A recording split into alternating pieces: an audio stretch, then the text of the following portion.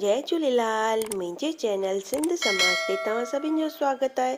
पंहिंजी मिठड़ी ॿोली सिंधीअ में मां तव्हां सां गॾु शेयर कंदी आहियां कुझु सिंधी कथाऊं, सिंधी भॼन, कुझु सिंधी रेसिपियूं ऐं दादीअ जा घरेलू नुस्ख़ा।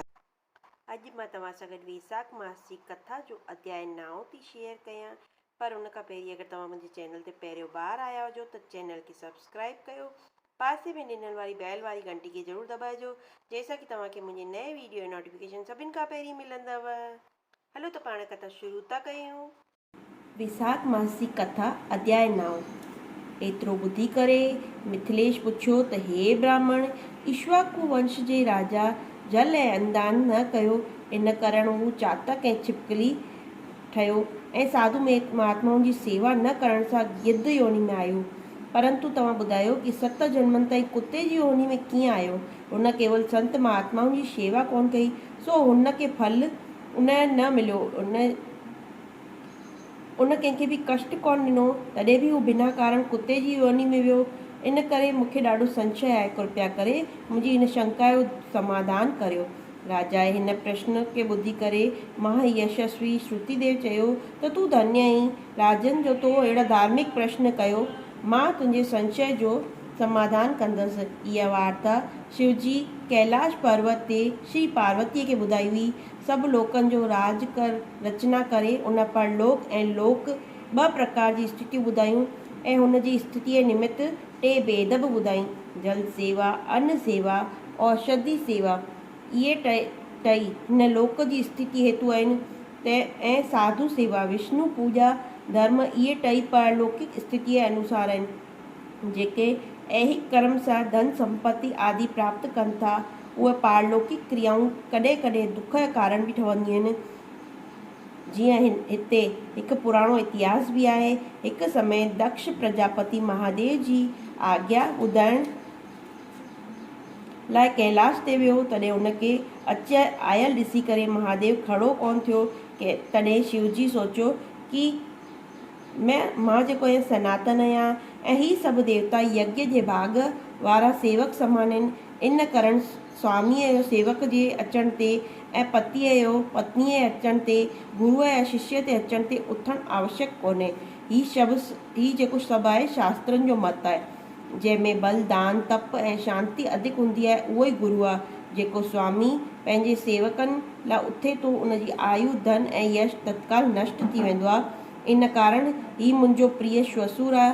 ऐं इहो वीचार करे दक्ष प्रजापतिअ भलाईअ लाइ बि उथियो कोन। ही ॾिसी करे दक्ष प्रजापति खे जेको आहे ॾाढो क्रोध आयो। उनखे साम्हूं उन जी ही निंदा करणु लॻो ऐं चवणु लॻो त हिन दरिद्रीअ खे ॾाढो वॾो अहंकार आहे।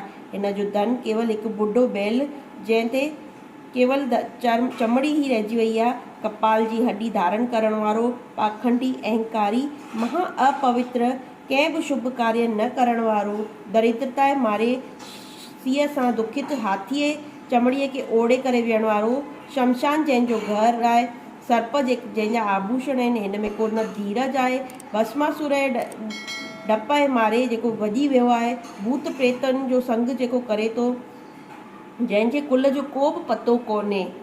दुरात्मा नारद ऐं ब्रह्मा हिन जी वॾाई था कनि। जंहिंखे मूं पंहिंजी कन्या सतीअ जो विवाह कयो आहे, जंहिंसां कुंभार जा घड़ा चांडाल जे घर पहुचनि था ऐं उन खां पोइ हू कंहिंजा बि नथा रहनि। उन प्रकार ही मुंहिंजी कन्या जो बि मुंहिंसां को प्रयोजन कोन्हे। इन प्रकार दक्ष प्रजापति शंकर ऐं सतीअ खे यज्ञ जो निमंत्रण न ॾेई करे हू वाक्य चई करे हलियो वियो। यज्ञ स्थान में ऋत्विक ऐं मुनिनि जो साथ वठी करे विधि पूर्वक यज्ञ करणु लॻो।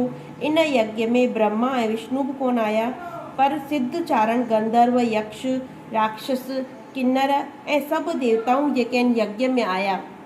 संतनि खे लालसा उत्पन्न थी कंहिं प्रकार यज्ञ उत्सव ॾिसूं ऐं पंहिंजे संबंधी खां मिलूं। महादेव जे रोकण ते बि पर उहो न मञिया ऐं वञण जो निश्चय कयनि। शिवजी चवणु लॻो त हे भद्र, दक्ष सिद्ध सभा में वेही करे मुंहिंजी निंदा कंदो आहे, पर उहो तोखां सहन कोन थींदो आहे। तूं अवश्य पंहिंजे शरीर जो त्याग ॾींदे। तूं पंहिंजे पिता जे घर न वञ, इन में कल्याण न आहे। इन प्रकार सम्झाइण ते बि सती न मञी ऐं चुपचाप हली वई। तॾहिं पुठियां नंदी ऐं उन जे पिठ ते उनखे विहारे करे वठी वियो। केतिरा ई भूत प्रेत उन सां गॾु हलिया। जॾहिं उहा पंहिंजे महल में पहुची त कंहिं बि उनजे साम्हूं ॻाल्हि न कई। शिवजीअ जी ॻाल्हि यादि करे उहा यज्ञशाला में वई, पर उते बि सभा जा लोग सतीअ खे कुझु न चवण लॻा ऐं चुपचाप उथी बीह रहिया। रुद्र जी आहुति ताईं पिता जी उन चेष्टा ॾिठी। जॾहिं दक्ष रुद्र जी आहुति कोन ॾिनी त सती खे क्रोध आयो ऐं उन चयो त तो मुंहिंजो ॾाढो वॾो अपमान कयो आहे, हाणे तुंहिंजो कल्याण न थींदो। तो सॼे जगत जे रचयिता अविनाशी रुद्र जी आहुति कोन ॾिनी आहे, जिते ऋषि मुनि महात्मा एकत्रित आहिनि ऐं तोखे उन्हनि सद्बुद्धि बि कोन ॾिनी। अहिड़ो प्रतीत थिए थो कि विधाता तोसां गॾु न आहे। जॾहिं सती इहे वचन चवण लॻी तॾहिं पुषा देवता मुंहुं फाड़े करे खिलण लॻी ऐं कर्महीन भृगु जेको दाढ़ी ऐं मुछ पंहिंजा फड़फड़ाइण लॻो। दक्ष निंदा करण लॻो। इहे सभु ॻाल्हियूं जेके आहिनि सतीअ खे क्रोध में विझण लॻियूं ऐं पंहिंजे पतीअ जी निंदा ॾिसी करे प्रायश्चित जे रूप में उहा ॾिसंदे ई ॾिसंदे हवन कुंड में कुदी वई। सतीअ किरण सां हाहाकार मची वियो। शिवजी जा गण भॼी करे शिवजीअ वटि आया ऐं सारी कथा ॿुधाइनि। महादेव काल रूप जो क्रोध पंहिंजी जटा उखाड़े करे पृथ्वीअ में ॾे मारी, जंहिंसां कि ॾाढो वॾो बलवान महाकाय वीरभद्र उत्पन्न थियो। तॾहिं शिवजी उनखे आज्ञा ॾिनी त मुंहिंजा जेकी निंदक आहिनि दक्ष जो नाश कर, जंहिंजे कारण सतीअ शरीर त्यागियो आहे।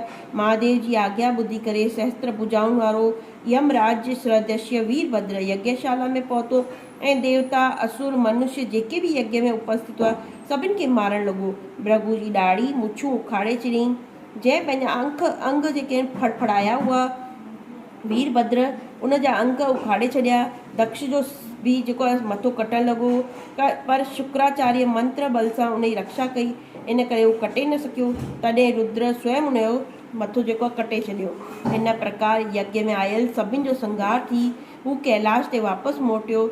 जेके मरण खां बची विया उहे सभु भॼी करे ब्रह्मा जी शरण में आया। ब्रह्मा जी उन्हनि खे गॾु वठी कैलाश ते वियो। उते वञी करे अनेक प्रकार सां सम्झाए ॿुझाए करे शिवजी खे शांति कई, पर महादेव जेको यज्ञशाला में पहुचियो, यज्ञ में जेके मारिया विया हुआ उनखे जीवन दान कयो ऐं महादेव दक्ष जो धड़ बकरे जे सिर ते रखियो, जंहिंसां अॼु ताईं उन उपासक दक्ष खे उन जी प्रसन्नता लाइ बम बम बम कंदा आहिनि। भृगुअ जे मुख ते बकरे जी ॾाढ़ी लॻाए छॾियईं। पुषा खे ॾंद कोन ॾिनई ऐं हुनखे चयईं कि जेको बि तूं खाई उहो पीसे करे खाइजां। इन प्रकार सभिनि जा अंग सहित कया विया ऐं दक्ष पूर्व व्रत वापसि यज्ञ करणु लॻो। यज्ञ संपूर्ण थियण ते सभु देवता पंहिंजे पंहिंजे स्थाननि ते हली विया। इते श्री वैसाख मास जी कथा जो 9हों अध्याय समाप्त थियो। वरी मिलंदासीं पाण अध्याय वैसाख मास जे अध्याय 10 सां गॾु। तेसि ताईं सभिनि सिंधियुनि भाउरनि भेनरुनि खे जय झूलेलाल ऐं जय श्री कृष्ण।